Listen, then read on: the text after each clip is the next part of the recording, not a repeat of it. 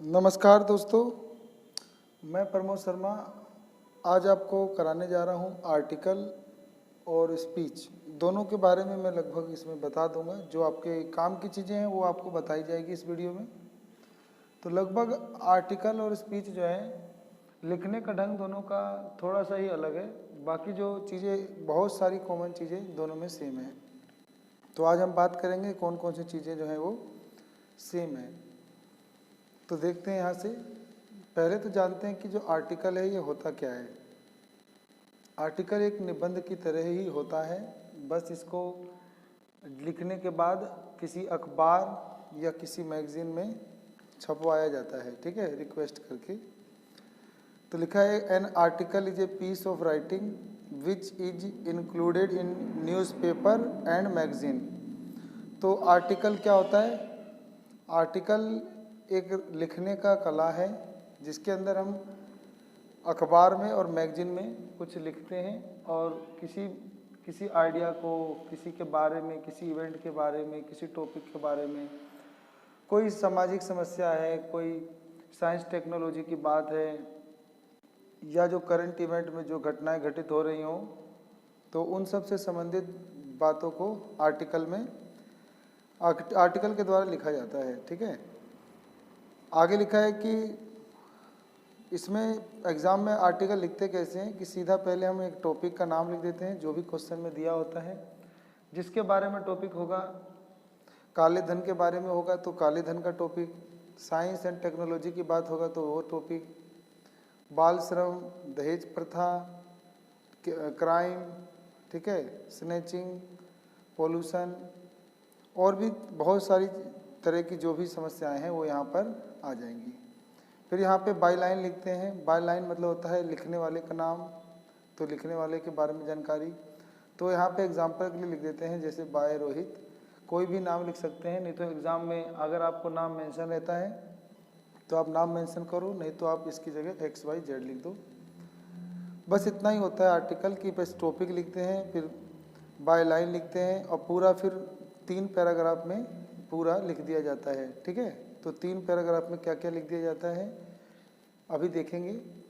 उससे पहले मैं आपको बता दूं कि स्पीच क्या होता है। जो स्पीच होता है इसमें और आर्टिकल में क्या अंतर है, यहाँ मैंने बताया है। स्पीच ऐसे होता है कि a formal talk usually delivered before a large number of people on special occasion. It start with a formal address and and with thanks.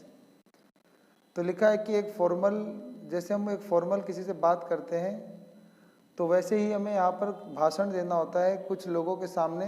किसी स्पेशल ओकेजन पे हमें खड़े होकर भाषण देना होता है। जैसे स्कूल में आप देखते हो कि स्कूल में कुछ बच्चे होते हैं, वो सभी बच्चों के सामने कैसे खड़े होकर इंट्रोडक्शन देते हैं, जिसमें वो ऐसे बोलते हैं, आदरणीय प्रधानाचार्य, अध्यापकगण और प्रिय छात्रों, ऐसे।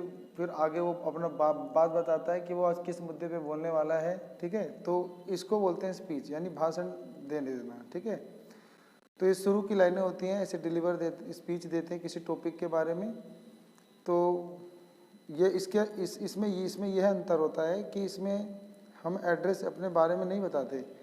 इसमें क्या होता है कि it start with a formal address, हमें अपने बारे में कुछ एड्रेस, यानी हमें संबोधन करना होता है, खड़े होके बोलना पड़ता है, आदरणीय प्रधानाचार्य, छात्रों, प्रिंसिपल, ऐसे ऐसे बोलना पड़ता है।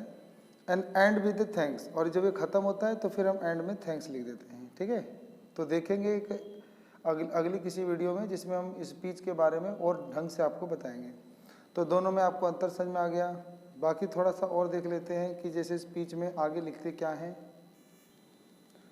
इसमें हम लिखते हैं स्पीच जो भी होता है, यहाँ पर हेडिंग डाल देते हैं। हेडिंग डालने के बाद हम ऐसे लिखते हैं या टाइटल डाल देते हैं। फिर लिखते हैं, honourable principal, teachers and my dear friends, welcome to you all in this healthy and joyful morning.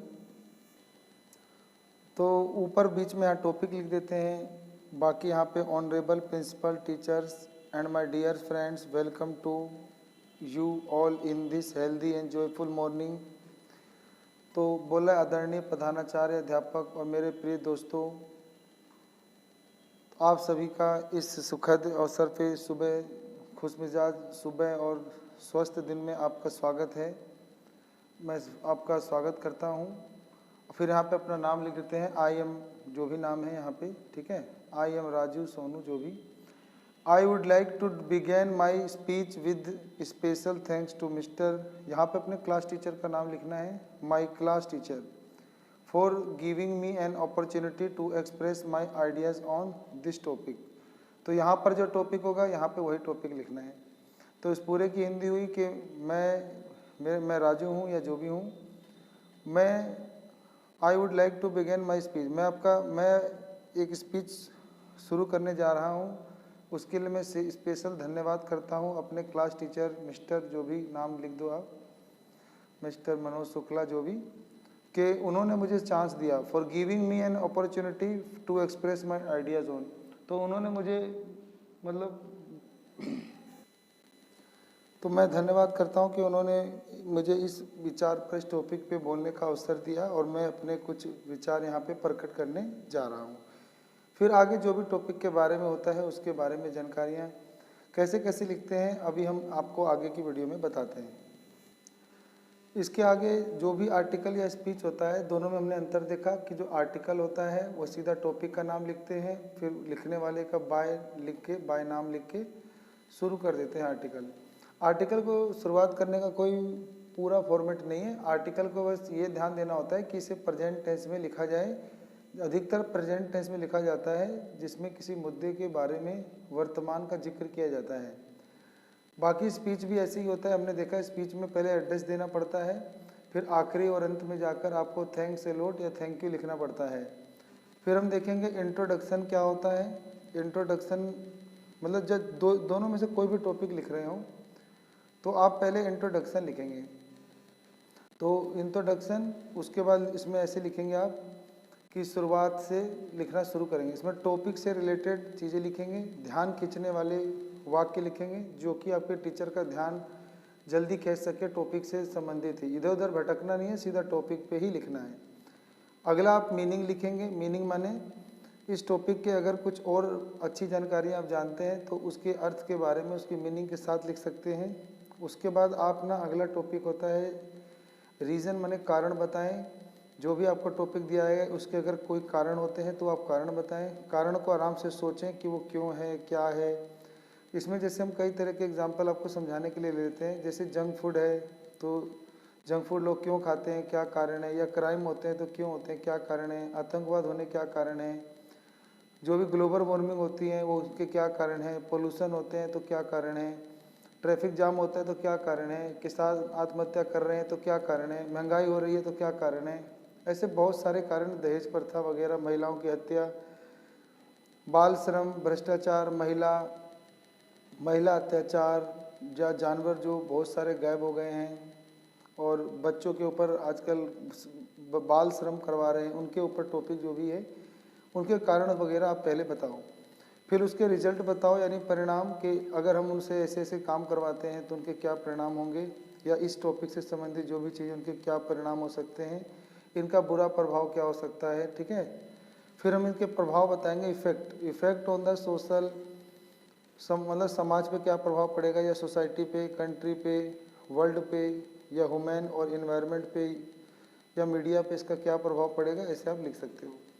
तो समाज पर जो भी असर पड़ेगा वो आपको यहाँ पे लिख देना है। इसके बाद यानी पहले आपको इंट्रोडक्शन लिखना है, फिर मीनिंग, फिर रीजन, फिर रिजल्ट, फिर इफेक्ट। उसके बाद आपको आगे लिख सकते हो difference between post and present future, past and present future. फिर आप ना अंतर बता सकते हो कि पहले और आज में क्या अंतर आ गया है। जो भी टॉपिक होगा उसके अनुसार आपको ढूंढना होगा कि पहले किस तरह की समस्याएं थी और अब किस तरह की समस्याएं हैं, दोनों में क्या चेंज है, दोनों में क्या सुधार हुआ है, या कितना ज़्यादा इसके अंदर कोई समस्या बढ़ गई हैं, उन सब के बारे में आप बताओ। फिर आप माई पॉइंट्स ऑफ व्यू, यानी आप अपना कोई भी और पॉइंट्स लिखना चाहते हो, अपने सोच से कोई नया राय लिखना चाहते हो तो my opinion in this matter, ऐसे करके आप अपना अच्छा कोई एडवाइस दे सकते हो उस टॉपिक से अगर कोई सुधार ना हो। उसके अलावा फिर आप एडवांटेज और डिसएडवांटेज लिख सकते हो, ठीक है। उसके बाद आप सजेशन और सोल्यूशन लिख सकते हो, और सजेशन और सोल्यूशन में आप उस समस्या से संबंधित या जो भी उसमें पूछा गया था उससे संबंधित आप और अच्छे परिणाम बता सकते हो, सलाह बता सकते हो। आखिरी में आप निष्कर्ष बता सकते हो कि उस टॉपिक से संबंधित क्या क्या निष्कर्ष हैं जो आगे जाके ऐसी होंगी, भविष्य में ऐसा होगा, बदलाव होगा, फायदे होंगे, तो वो जो भी है आप यहाँ पे ऐसे लिख सकते हैं।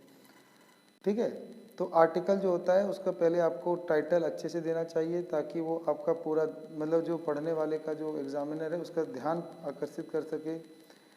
इसके अलावा पैराग्राफ में आपको ध्यान रखना चाहिए कि आपका जो पैराग्राफ है उसमें थीम अच्छी होनी चाहिए, उसमें मुहावरे वगैरह इस्तेमाल करो, कुछ कहावत, कुछ आंकड़े इकट्ठा करो।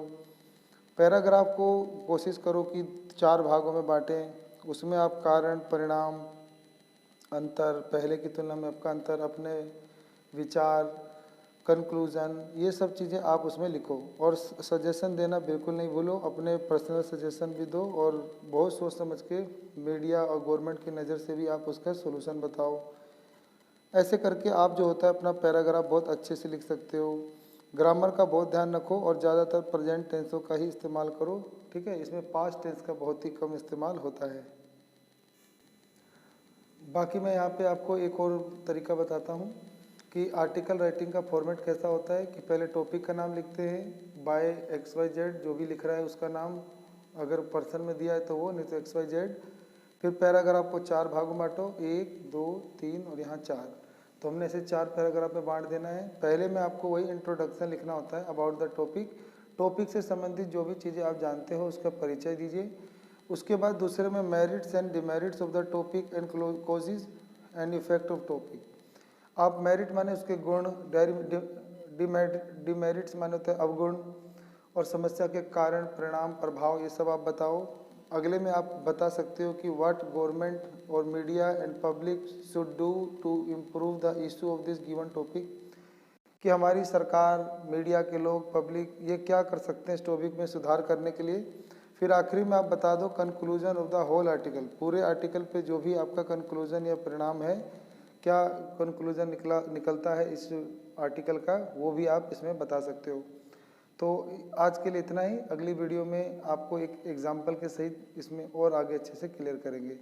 आपको ये वीडियो कितने मतलब फ़ायदेमंद लगी, आपको ये सब सुनने के बाद आपका कुछ आत्मविश्वास बढ़ा, इसके लिए आप थैंक्स लिख सकते हैं हमें कमेंट करके।